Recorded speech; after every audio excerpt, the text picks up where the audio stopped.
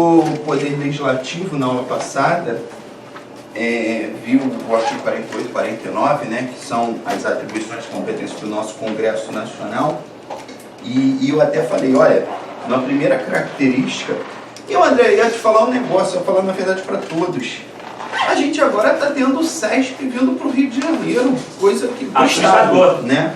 Então, alguns, para mim é maravilhoso, eu gosto muito. Eu gosto, é uma banca honesta. Eu estava olhando isso, eu acho uma banca honesta. Por quê? Porque antes eu pensava assim, se fosse para apostar um gado, se eu tivesse R$50 hoje, eu apostaria no FGV, para o TJ e a possibilidade para a Polícia Civil. Porque a FGV pegou Ministério Público, Defensoria Pública, pegou... Pô, já pega o exame da ordem. Então, pô, cara, pegar outro concurso, normal. Entendeu? Tipo, pô, já tem conhecimento do Estado do Rio de Janeiro, pronto, tacar mais um concurso. E agora você vê o SESP pegando o TJ e o Tribunal de Contas do Estado. TJ tem muito tempo que sai para fazer, né? Isso. 2008, eu acho que. 8 ou 9, né? Na verdade foi entre 2008 e 2009, que foi edição em 2008 e acho que a prova foi em 2009. Então a gente está vendo o SESP aí pegando as bancas de expensão. Eu achei até o valor do SESP 4 milhões, eu começo a fazer as contas em casa, sou meio maluco com isso, porque eu já trabalhei em parte licitatória, e a gente vê a proporcionalidade. Por 4 milhões, eu comecei a calcular, e já saiu a inscrição, R$80 para técnico, R$100 nível superior. Aí, caraca, eles têm que conseguir no mínimo 40 mil inscritos no estado do Rio de Janeiro. Assim, na média, né, fazendo o famoso ticket médio de R$90, porque vai ter técnico, claro, a grande maioria é técnico, mas vai ter também analista. Eu fiz um ticket médio de R$90, 44 mil pessoas mais ou menos. Então, gente pra cacete. E uma coisa também para vocês, independente de ser TJ, Tribunal de Contas, se prepara que vai vir gente de outros estados. Isso é normal. Só que o nível hoje em dia está muito alto. É normal, gente, pô, daqui ir para o norte e do norte vir para cá fazer concurso. Entendeu? Então hoje o nível de inscrições está muito alto. E o SESP está vindo aí como fantasminha. Tem gente que odeia, eu gosto. Nunca foi aprovado no SESP, né? Mas eu gosto do SESP. Já fui da FCC, já fui da antiga Consulplan, já fui... Hoje eu estou na prefeitura, da controladoria geral da prefeitura, que é a própria banca da prefeitura, que eu já até fiz parte muito tempo atrás, hoje, graças a Deus, estou fora. E aí está aqui meu nome, constitucional, e eu vou voltar um pouquinho. Na verdade, eu vou falar aqui do artigo 2º para vocês. Vou voltar para o artigo 2º. O artigo 2º, ele fala assim, ó, são independentes e harmônicos os três poderes, né? Nossos três poderes. Bota aí, ó. Poder executivo, poder legislativo e poder judiciário. Vamos fazer uma brincadeira aqui. Eu vou fazer uma brincadeira rapidinho. Para pensar, a gente tem o conceito da tripartição de poderes, né? Que vem lá do tempo de Aristóteles, né? Aristóteles, ele via, na verdade, foi Montesquieu que veio trazendo o conceito da tripartição de poderes. Mas o Aristóteles, ele já via lá que o cara, né, ele exercia três funções. Ele chegava e falava assim, ó, vou colocar minha coroa lá em praça pública, legislava, quem não se ajoelhar perante ela, eu vou punir. E aí, caraca, o cara legislou, deixava um guardinha dele lá em frente, e quem não passasse em frente à coroa dele e não se ajoelhasse, o guardinha levava para quem? Para ele julgar. Então esse conceito lá de Aristóteles, ele vinha, caraca, existem essas três funções. Tanto é que doutrinariamente eles falam assim, não são poderes não, são funções estatais. Algumas bancas, inclusive o SESP, trabalha assim também falando. Algumas vezes você vai ver poder, outras vezes você vai ver funções estatais. Está se referindo a isso. Função administrativa, função legislativa, função jurisdicional. São as funções, né? E aí, a gente tem o poder, esse conceito de tripartição de poderes, a gente vê, e aí Montesquieu chegou e falou, olha só, a gente não pode ter isso de um cara só exercendo essas três funções, porque senão a gente não tem uma imparcialidade, a gente tem um super-homem, a gente tem um problema, a gente tem a famosa frase de Luís XIV, que o Estado sou eu. Né? Então, para evitar isso, ele falou assim, ó, a gente vai dar autonomia para esses poderes. Então a Constituição veio falar que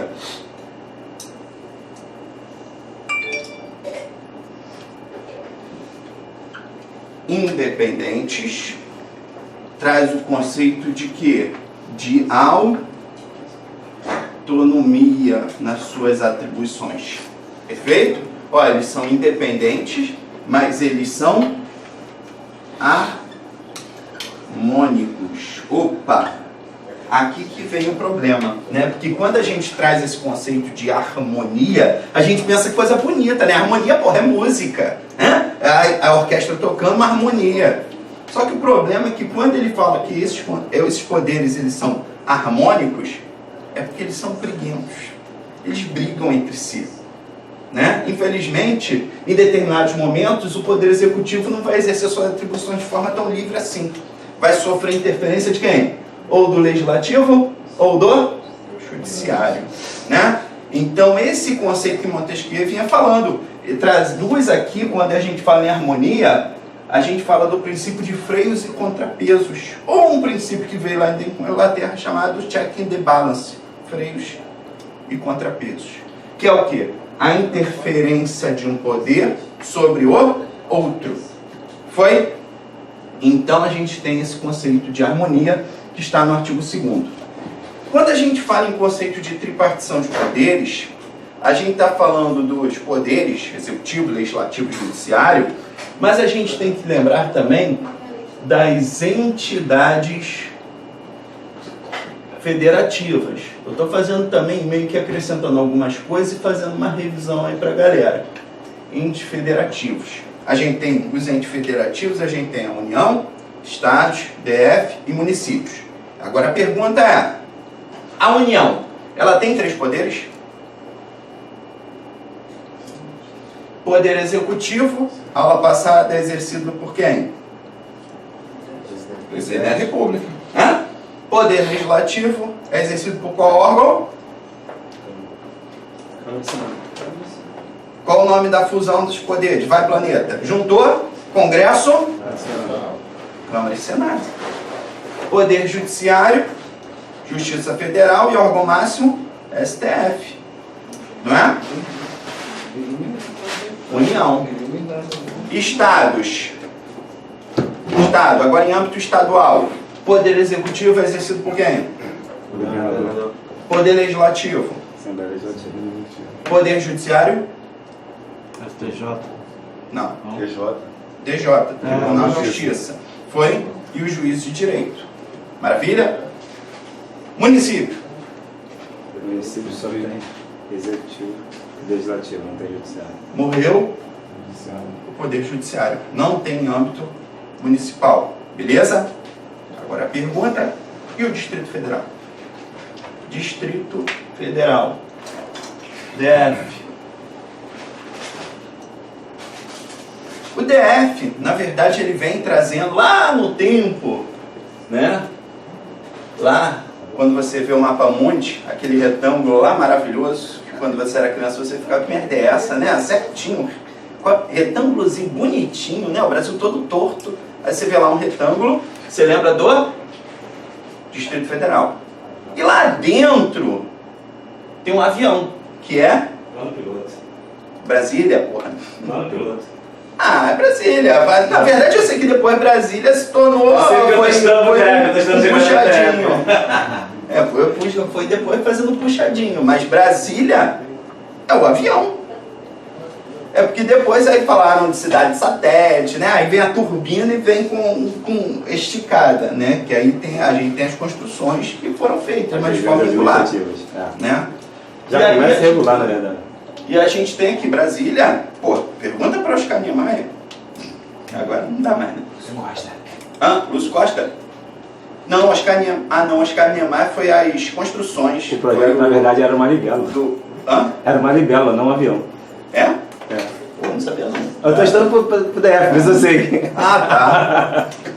Estudando a Lúcio geografia Costa e DF. Oscar Niemeyer foi as construções. Isso. Desculpa, foi o Todo. SF, o Planalto. Isso, todos os monumentos. Os monumentos foram Oscar Niemeyer. A construção de Brasília foi do Lúcio Costa, realmente. O Juscelino Kubitschek. Em 22 de abril de 1960. Essa é a inauguração, né? Que foi a inauguração. Isso aí. Tá Saiu do certo. Palácio do Catete direto para o Distrito Federal, né? Porque antes a capital federal era o DF. Aí depois passaram para Brasília, a capital federal. E a primeira capital federal foi em Salvador. Salvador. Segunda Rio de Janeiro. É. E a gente tem o DF. Cuidado aqui. Porque a gente tem, em âmbito do executivo, a gente tem um governador. No âmbito do legislativo, qual o nome mesmo? Esqueci. Assembleia Distrital. Não. Esse é um nome, é que nem falar Câmara dos Vereadores. Não é o termo técnico, é o termo usual, que é Câmara Municipal, mas a gente chama Câmara dos Vereadores. Lá na Câmara dos Vereadores, mas esse não é, tem gente que chama de Câmara Distrital, mas o nome na Constituição é Câmara Legislativa. Aqui, Aí, ó, nos materiais sempre vem como distrital. não é? É Câmara Legislativa. Se tu parar para pensar, Câmara de Município, Legislativa de Estado. Porque ela não tinha muita... Assim, vamos inventar um nome? Vamos botar um nome diferente. Mistura, pegando uma coisa do município e outra coisa do Estado, pronto. Mas é usualmente chamado de Câmara Distrital, tá? Deve ter até em lei que deve o cara colocar isso também, deve... Mas na Constituição, Câmara Legislativa, tá? Beleza? E Poder Judiciário, qual o nome?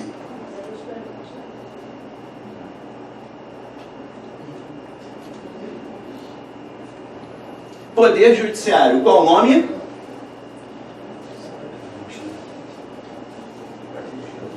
E aí? Alguém chuta? Tribunal de Justiça? Agora que é o cuidado. Se você pegar o artigo 21, inciso 13 da Constituição, fala que compete à União organizar e manter no Distrito Federal Poder Legislativo, Poder Judiciário, Ministério Público, Polícia Civil, Polícia Penal e Polícia Militar e Corpo de Bombeiros. Ela está atualizada em emenda 104. Tá? Então, cuidado. O Poder Judiciário do Distrito Federal é mantido pela União. Então, cuidado. Dentro da autonomia do Distrito Federal, não tem Poder Judiciário. Mas cuidado. Não estou falando que não tem jurisdição. É diferente. Temos sim lá um Tribunal de Justiça do DF. Tem lá. Tem jurisdição sim no Distrito Federal. Tem juiz. Só que esse juiz é quem que paga? A União. Quem cria a lei para esse juiz? A União. Ué, então o DF legisla sobre aquilo? Não. Foi? Tranquilo? Cuidado com isso na hora da prova. Tá? Então o Poder Judiciário, infelizmente, carece no Distrito Federal. Então por isso que falam muito, o Distrito Federal parece o quê? É um município ou um estado? Depende. Ele é híbrido. Ele aqui, nesse caso da tripartição de poderes, ele parece o quê? Um município. Não tem poder judiciário como município. Foi? Beleza? Tranquilo? Dúvida? Nada?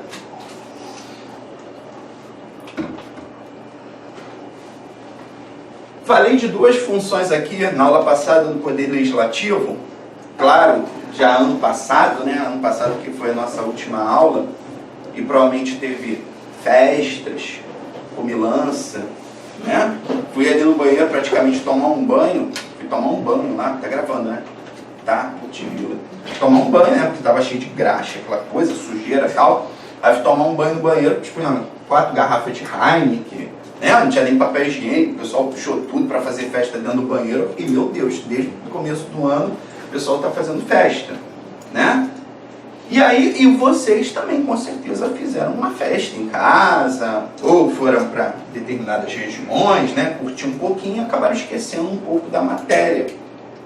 E quais são as duas funções do legislativo? Essa pergunta é básica. Legislar, óbvio, e fiscalizar. Legislar e fiscalizar. Nesse ponto de fiscalização, a gente tem, por exemplo, as comissões do Congresso, da Câmara, do Senado, né? Comissões, quando você vê, comissão de educação vai chamar não sei quem, um ministro, um secretário, um não sei quem para prestar esclarecimento, né? A comissão de orçamento vai chamar o ministro da Economia, da Fazenda, de não sei o que, para ver quanto ele está gastando, né? Temos essas comissões, que são comissões permanentes da casa, já é assuntos específicos, perfeito? Elas vão deliberar sobre determinada matéria. Então, por exemplo, a lei agora que está para vocês, a lei pacote anticrime, né, chamada de pacote anticrime, que está aí, a gente teve umas deliberações lá no Poder Legislativo, passar na Câmara, passar nas comissões, Comissão de Constituição e Justiça, para analisar a constitucionalidade daquela lei, né? A Comissão de Direitos ligados, Direitos Humanos, passou também. Então essas comissões, elas analisam determinadas criações legislativas, proposições legislativas, para no futuro se tornar lei. Essa tarefa é a tarefa de quê? De fiscalizar. Foi? Mas para criar a lei, deliberar, votar, vamos votar essa lei? Vamos embora. É a função de quê? De legislar. Foi? Tranquilo? E um dos exemplos de fiscalização que com certeza vai cair na tua prova é a famosa Comissão Parlamentar de Inquérito, chamada vulgarmente de CPI. Essas comissões parlamentares de inquérito são comissões transitórias.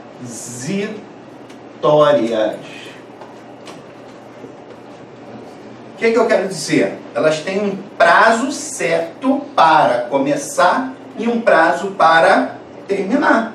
Foi? É um assunto específico. Vamos tratar sobre uma comissão parlamentar de inquérito sobre rombo da Petrobras, privatização do Correio, não sei o que. Vamos criar esse projeto. Foi violência no futebol, né, no estádio. Esse ano de 2019 foi violência, porrada. Vamos abrir uma comissão parlamentar de inquérito para investigar esse tema, para ver o que a gente pode fazer para punir os torcedores, né, que brigam, porque às vezes a gente tem lá, aí tem a prisão, o cara vai pro juizado ali do torcedor, fica meia hora, pronto, tá livre, tá solto. Como se pudesse cair na porrada dentro do estádio, bater em policial, brigar com os torcedores, xingar todo mundo, e é como se tivesse um salvo-conduto ali dentro. Então vamos abrir uma CPI em relação a isso, para investigar o que a gente pode fazer a mais, né? Não apenas punir, mas às vezes criar algo bom. E aí nesse caso elas são transitórias, elas têm prazo certo. Se você pegar o artigo 58, parágrafo 3º, e hoje eu trouxe minha Constituiçãozinha, ela está meio desatualizada. Esse ano está tendo aí bastante. Artigo 58,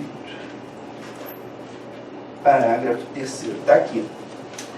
Fala assim, as comissões parlamentares de inquérito que terão poderes de investigação próprios das autoridades judiciais. Caramba, o que uma CPI faz, a Constituição dá possibilidade, a mesma coisa, o que o magistrado faz, a CPI também faz. Caraca, aí, olha o poder.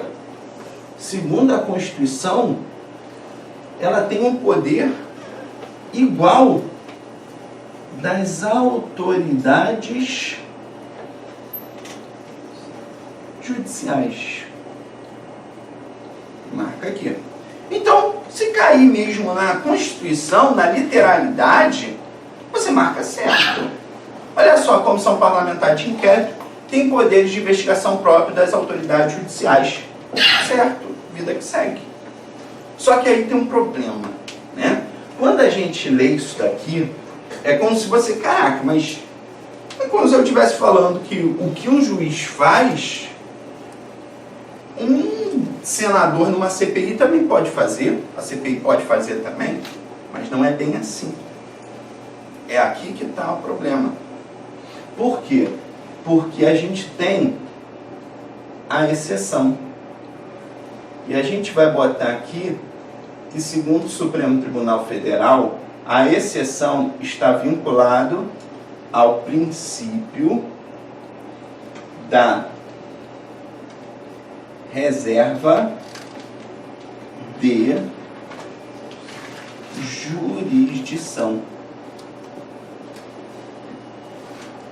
Em determinados momentos, a Constituição fala assim, ó, nesse caso vai ser violado esse direito por meio de uma ordem judicial ou autorização judicial. Então, opa, a Constituição está falando que somente um juiz pode quebrar esse teu direito. Então, CPI, nesse caso, é o Poder Judiciário, é um membro do Poder Judiciário. E não quem? A CPI pode fazer. Né? Um outro problema também que calhou é que a gente tem poder legislativo em âmbito federal, estadual e municipal. E aí teve uma questão do SESP, já copiando uma questão lá de 2013, mas aí foi para defensor público, falando assim, olha só, as CPIs, tem o CPI em âmbito federal, estadual, distrital, né? E municipal. Mas em município não temos. E aí quando você lê isso daqui, terão poderes das autoridades. Calma aí, pô. Uma CPI cheia de vereador vai ter o mesmo poder que um juiz? Mas calma aí, pô. O município não tem juiz. Como que iria equiparar? Qual juiz? Um juiz municipal? Não temos. Por isso que cuidado. Aqui nesse caso do artigo 58, parágrafo 3º, a gente tem sim CPIs em âmbito municipal. Porém, elas só ficam limitadas às atividades administrativas e não dos juízes. Perfeito? Maravilha? Não dá para aplicar esse conceito de autoridades judiciais em âmbito municipal. Tá?